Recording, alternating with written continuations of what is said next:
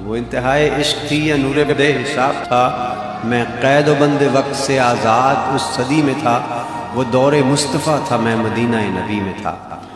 صحابی جاتے ہیں آپ صلی اللہ علیہ وسلم کے پاس اور عرض کرتے ہیں کہ جی آنے والے دور کا ہے امتی گناہ گار، ہند سے یہ ہے حضور، ہے مگر سیاہ کار۔ مسکرا کے آپ نے کہا کہ روکنا نہیں، امتی ہے اور بھی آنے والے دور کا، طے ہوا عصر کے بعد ہوگی میری حاضری، روبرو نبی کے پاس ہوگی میری حاضری۔ تصور عدالت نبی کیا تو ڈر گیا کہ جا کے کیا کہوں گا، میں تو سوچ کے ہی مر گیا۔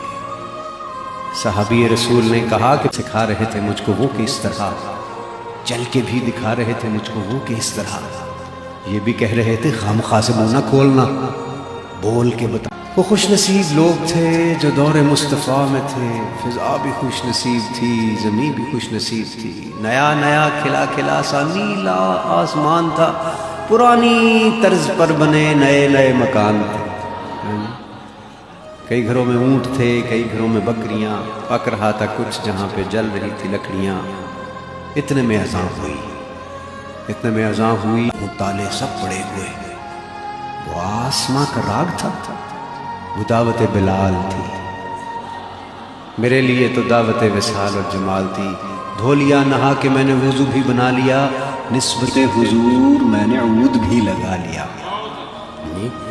گھر سے ہم نکل پڑے صحابی رسول کے، جا رہے تھے سبھی سمت مسجد رسول کے۔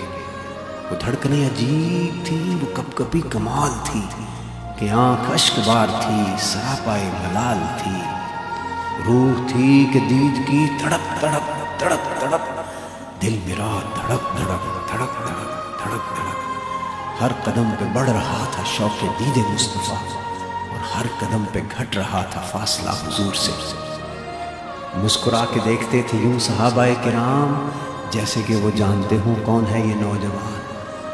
دیکھ کے صحابیوں کی پیاری پیاری داڑیاں، جانے کیسے رک گیا میں چوکھٹے حضور پہ کہ سنت رسول کے بغیر کیسے جاؤ گے، یہ نہ ہو کہ پھیر لے حضور چہرہ کمل۔ جیسے ہی بھلا خیال دل کو میرے آ لیا، نسبت حضور میں نے چہرہ بھی سجا لیا، نسبت حضور میں نے چہرہ بھی سجا لیا۔ صلی اللہ علیہ وسلم۔